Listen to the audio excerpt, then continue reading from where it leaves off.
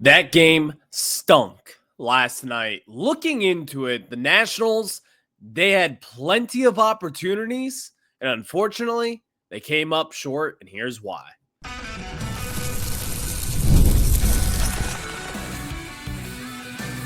You are Locked On Nationals, your daily Washington Nationals podcast, part of the Locked On Podcast Network, your team every day.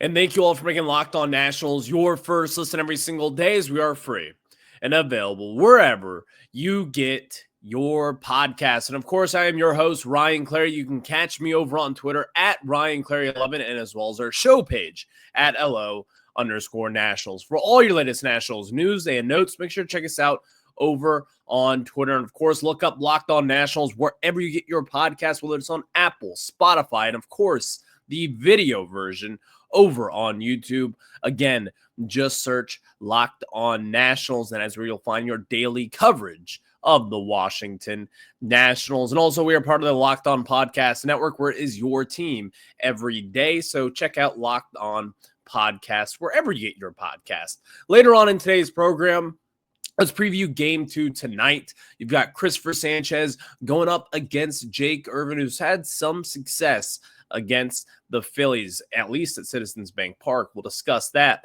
a little bit later on in today's program. And in the second segment, I've read all the Twitter banter about Keibert, because last night was not pretty for Keibert Ruiz. Not get the job done. And unfortunately, that has kind of been the case since day one, defensively speaking. We'll discuss that later on in today's program, but we start off discussing last night's win and all the missed opportunities, and let's get this thing together. Here are all the opportunities that the Nationals missed in yesterday's game, but today's episode is brought to you by Monarch Money, and take control of your finances with Monarch Money and use code LOCKEDONMLB at monarchmoney.com for 50% off your first year. Last night was one of those games where it keeps you up at night. You're sitting there in bed. You're stewing over the fact that we had all these opportunities and the Nationals simply could not get it done. With that in mind, though, this is a very good Philadelphia Phillies team that is very much so underperformed from the expectations that were placed on them this season. Yesterday, we talked to Connor Thomas of Locked On Phillies, and the full expectation is for them to win 90-plus games. And really, if it does not hit 90-plus wins for the Phillies, it's going to be a failure for them. And those are reasonable expectations, by the way. That is a loaded team with a loaded offense, with guys like Bryson Stott, who continue to make just great plays over at second base, but also just be a threat to the Nationals offensively there. So the Phillies, this is a tough matchup, and we know that. But the thing is that the Nationals had opportunities to win, and it wasn't really by default of Phillies' mistakes, even though there were some mistakes, like thinking about that Trey Turner play in the 8th inning. Nobody out, runner on first and third, Amed Rosario over at third. The ball hit up the middle, Trey Turner right by second base. He could have made that tag and then throw home, but he decided to just throw offline to home. No one was there, and Amed Rosario stayed over at third, and then it was bases loaded, and you have Josh Bell up. That opportunity right there, it's like, oh my God, the Phillies are puking all over themselves, and this is a golden opportunity for the Nationals. And that was just the first one. Well, what happens then is Alvarado, someone that we have been very familiar with over the years, one of the best relievers in the National League, who still somehow, some way does not get talked about enough. Well, bases loaded, down 3-2, no outs. Alvarado strikes out Josh Bell, and it's like, okay, you got Dylan Cruz coming up, strikes out Dylan Cruz, and then it's Alex Call, someone who does not strike out. In fact, his strikeout rate is in the elite territory. Not many people strike out Alex Call. He takes first 2 pitches of the at-bat. You're up 2-0 in the count, works his way back into it. It's 2-2. Then Alex Call strikes out there swinging. That is one of those opportunities that each and every one of those Nationals, Josh Bell, Dylan Cruz, and Alex Call, they are sitting in the hotel room last night and they are thinking, how do we mess up that opportunity? How do you not get any runs across the board to try and at least tie the game up? In Major League Baseball, it's hard. We know that. But in that opportunity there, all the momentum is on your side. Bases loaded, nobody out in the top of the 8th inning. You had your chance to not only tie the game there, but then take the lead. And with what we know happened in the 9th inning there later on, Nathaniel Lowe comes up. 2 runners on. He hits what we all thought at that time was a game-winning home run. And then the bottom of the 9th inning comes in. Finnegan, the one guy that you could at this point, you're like, well, here it comes. And then it doesn't. The Washington Nationals blew that game. Kyle Finnegan ultimately kind of blew that game. And there were some better and occasions where we can take things from this game and say that is a positive. And there were some positives. Speaking of positive, let's talk about Mackenzie Gore and the start that he had. He gave up those 2 home runs, which, again, Mackenzie Gore, I don't know if people are really familiar with this. He has made 6 starts over his career at Citizens Bank Park. It is a pretty hitter-friendly ballpark there. The ball tends to fly. He has given up 7 home runs in his 6 starts in Philadelphia. So the long ball is always going to be active with Mackenzie Gore there. Well, he gave up 2 in yesterday's ball game, and ultimately, that was really it. Mackenzie Gore looked good, though, besides those 2 missed opportunities for him. And again, when you have a big game, I'm not saying that it's too much for him. We saw what he did on opening day. 13 strikeouts and looked amazing in that opening day start. But I also think there is some kind of weird tendency there where he does kind of not shrivel up in the big moments. I think Mackenzie Gore can be a big game pitcher. But the lights might be a little bit too bright at times for him. And I think we all kind of know that at this point. But in that game yesterday, the Nationals had an amplitude of opportunities. Scoring 4 runs in the 9th inning there, rallying up there to take the lead, and Nathaniel Lowe putting the Nationals over. And at that point, you're thinking, this game is in the books. You've got this one wrapped up. But no. Then the bullpen comes in, and that was that. Just a tough opportunity. And a lot.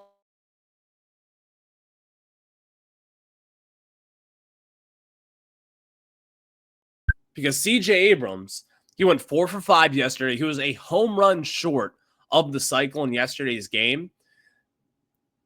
People do not talk enough about CJ Abrams and just how good this guy is. And I'm not talking about locally. I think locally, most people understand how good this guy is.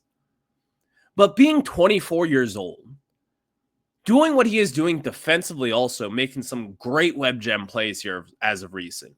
Going 4 for 5 and a home run short of the cycle, having that double and a big triple in yesterday's ball game. CJ Abrams does not get talked enough about at a national level. This is a legit premier shortstop for years to come. He may not be the best defensive shortstop. I've got some issues there, obviously. But I do think he has the potential to be a good defensive shortstop. But let's talk about the offensive side of things. He's doing it again. The first half of last year where he put up all-star numbers for the first few months of the season, he's doing that same thing this year. Having the power that he has at this point and at this juncture of his career is super impressive. He's on his way to another 2020 season. And hell, I don't even think it's that crazy for him to have a 30-30 season with the way that he's been hitting the bat here soon. So with where that is an awesome sight. Now, let's get into some little bit of the more negatives because, again, I've seen a lot of people talk about this a lot recently. Josh Bell. It has not worked out. He is statistically the worst designated hitter in all of baseball amongst his qualified hitters. He is last in practically every single stat that you could think of for a designated hitter. He's not hitting for power. He's not getting on base. He's not hitting for average. His exit velos aren't good. He's striking out in big opportunities like we saw in last night's game. Why do the opportunities still come for Josh Bell at this point? Is there a better opportunity for someone else to take the at-bats at this point? I don't know. I'm not here to tell you that this is right. But Josh Bell, he's working his way to a DFA at this point. You cannot continue to trot him out there the way that he's been swinging the bat. It has not helped. It has hurt this team in a big way. And as we saw in yesterday's contest, Dylan Cruz, I get it. He's a young player having a bases-loaded situation while he should have come through there with a lefty-righty matchup. Still, it's more excusable when you're a young player in just your second season in Major League Baseball. Alex Cole, for a fourth outfielder type, now he's basically an everyday outfielder here, but situation, you kind of understand as to why that's a difficult at-bat. But for Josh Bell to be in that scenario, that's inexcusable. He's the one that has to come through in that situation, and he did not. That is why you have veteran bats in this building. To have guys up at the plate in those scenarios to then do well with it, like we saw Nathaniel Lowe doing that ninth inning. Josh Bell did not come through in that situation, and he struck out. It was a big downfall for the Washington Nationals. It just was. And it felt like playoff baseball there last night, where the Nationals kept on fighting their way back. Nathaniel Lowe, a veteran bat, came up in a big scenario with the game on the line, 2 outs, down a run, hit a 3-run bomb. That's what a veteran at bat looks like. And that was a huge situation for the Nationals. And Nathaniel Lowe, the way that he's been struggling here as of recent, he needed that. I want to talk about Keibert Ruiz, though. Ruiz, we know the struggles here. But last night, the Nationals, they still should have won that game in the ninth inning. He missed a play, and that was inexcusable.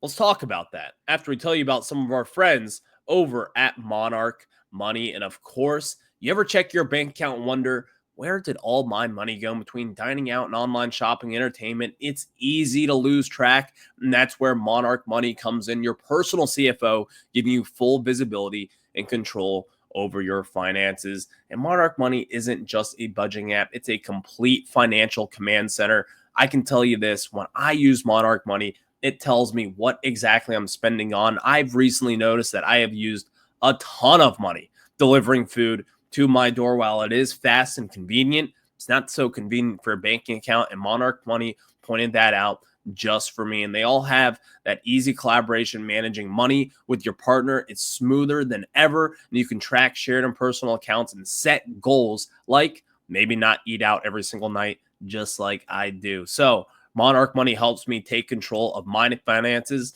I want the same for my listeners. So take control of your finances with Monarch Money and use code LOCKEDONMLB at monarchmoney.com for 50% off your first year. That's monarchmoney.com, code LOCKEDONMLB for half off your first year.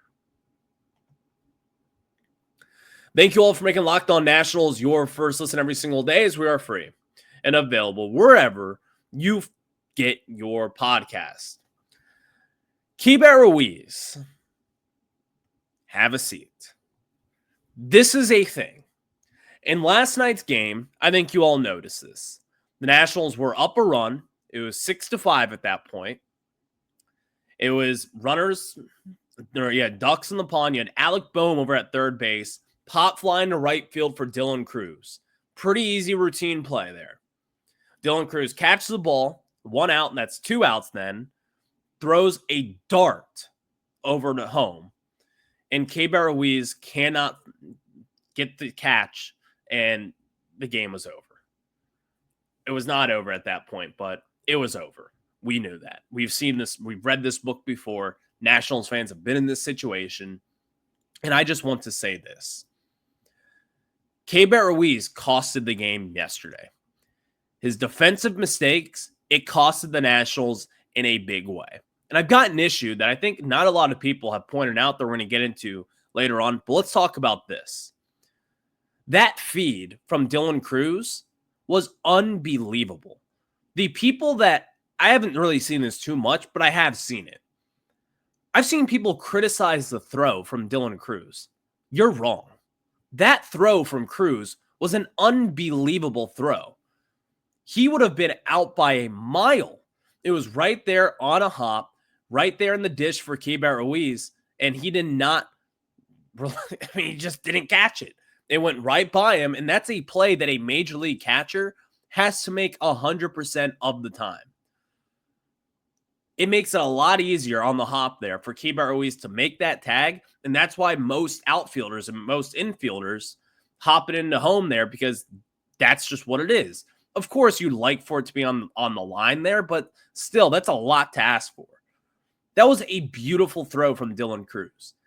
And that play at the plate, Keibert has to catch that ball. You have to get that ball there. His defensive struggles at this point, it's a thing. This has been a thing forever, and it's probably not going to change. And people are out there saying, well, put him over at first base. Guys, Ruiz is not a first baseman. The Nationals have not tried it, so maybe he is going to be a great first baseman someday. I don't know. But I can tell you this much. Offensively speaking, Ruiz is not the guy that I want over at first base. Nathaniel Lowe is a lot better defensively and offensively at this point.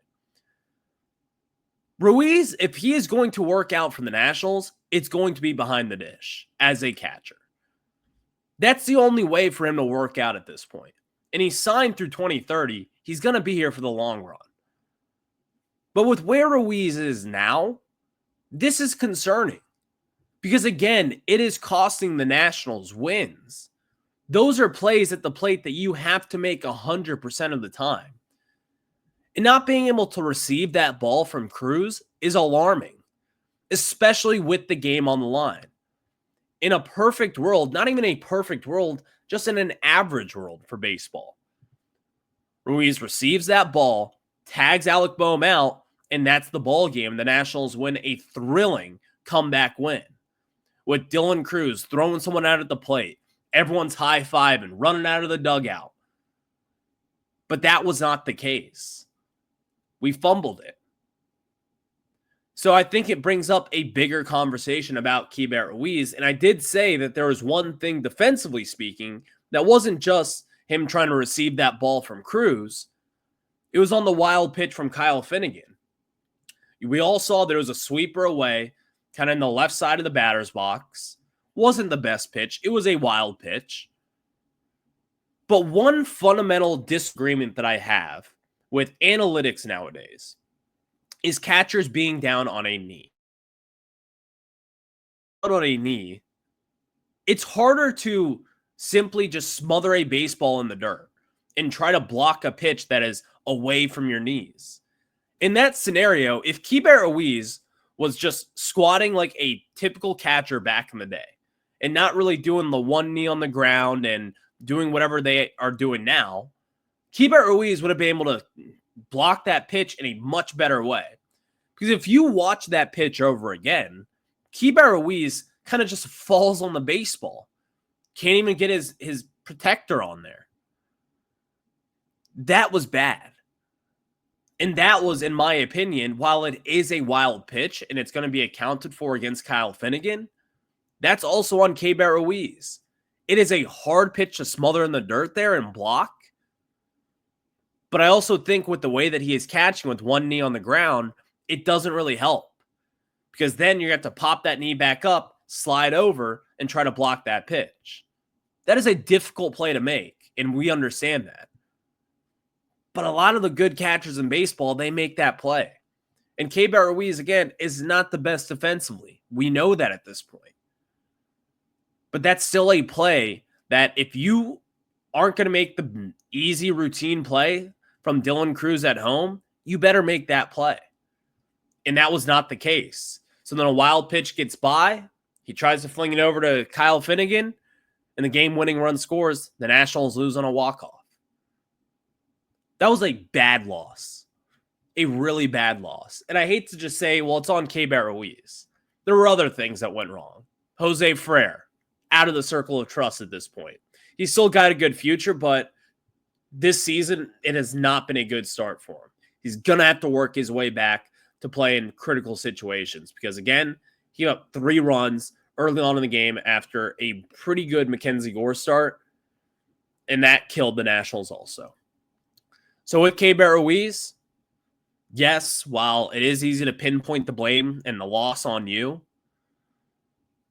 there's also some other things. Josh Bell, Dylan Cruz, and Alex Call not coming up with bases loaded in the top of the 8th there. Jose Frere getting rocked around the diamond, giving up a few runs there. Lucas Sims came in and actually looked pretty good, by the way, so I got to give him credit there. But what a frustrating loss. It's one of those things where you go to bed last night and you're just like, they had so many opportunities to put this game away, and they did not. So, unfortunately, or fortunately, we get to put that one under the rug because tonight you've got game 2 of a pretty big divisional tilt against the Phillies at the bank. Let's preview that game with Jake Irvin on the bump after we tell you about some of our friends at Wonderful Pistachios. And are you looking for a snack that's both delicious and nutritious? Cracking a good sorts of protein with Wonderful Pistachios. And Wonderful Pistachios is one of the highest protein nuts, and each 1 ounce serving has 6 grams of protein, giving you over 10% of your daily value. Plus, they're packed with fiber and better for you unsaturated fats to help keep you feeling fuller for longer. And I love the no shells variety, but also you may like the shells variety also because it gives you that satisfaction of playing with something at your desk or maybe at home and just kind of work for it. You get that satisfying crunch of a Wonderful Pistachio, and they are just so wonderful. And of course, the no shells Wonderful Pistachios for that grab and go ease is my go-to because I can just reach my big old hand in there, grab some pistachios, throw them back, and I get my protein in for the day, and also just a good nutritional tasty snack. And I want that for you guys. So get snacking and get cracking with a snack that packs a protein punch. Visit wonderfulpistachios.com to learn more. Again, visit wonderfulpistachios.com to learn more. Thank you all for making Locked On Nationals your first listen every single day, as we are free and available wherever you get your podcast. The Nats, they got game 2 tonight of this series. Game 3 is obviously tomorrow. And this is a big one because, again, the Nationals, they're going to have to find a way to climb out of this. It's not going to be easy. You're going up against Christopher Sanchez, who has had some relatively good success against the Nationals, the left-handed southpaw. This is, again, it's going to switch up the lineup because one thing that Davey Martinez has done this season is he has taken Luis Garcia Jr. out of the lineup and has placed Ahmed Rosario over at second base going up against left-handed pitching. Is this the right decision? Maybe.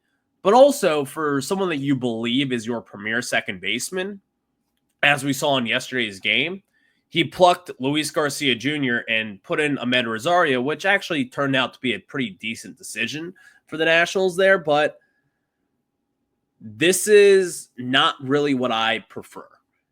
I want to see my everyday second baseman, someone that we talked a lot about this offseason, potentially getting an extension, to be my everyday second baseman.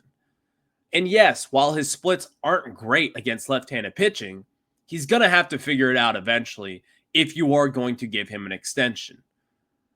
I don't think you should extend anyone that you have to platoon. And Luis Garcia Jr. at this point, Davey has chosen to platoon him. And that's fine. He knows more baseball in his pinky than I do in my whole brain. I understand that.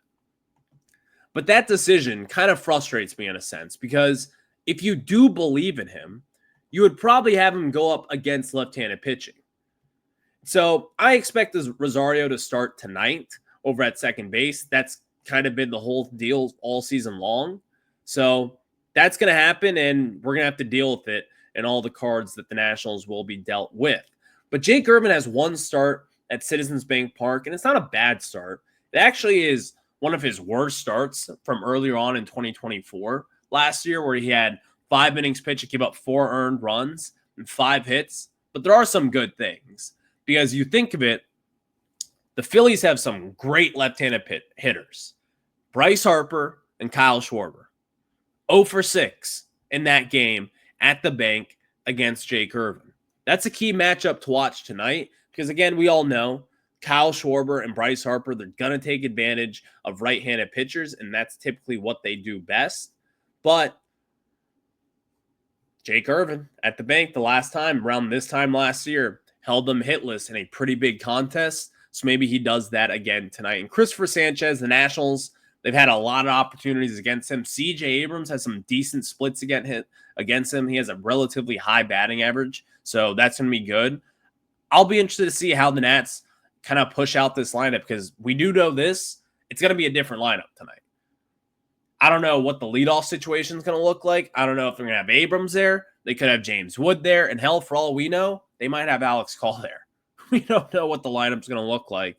And that's just been the inconsistencies of 2025. So thank you all for making Locked On Nats your first listen every single day, as we are free and available wherever you get your podcasts. I'll catch you guys on the flip side. Have a good one. Go Nats.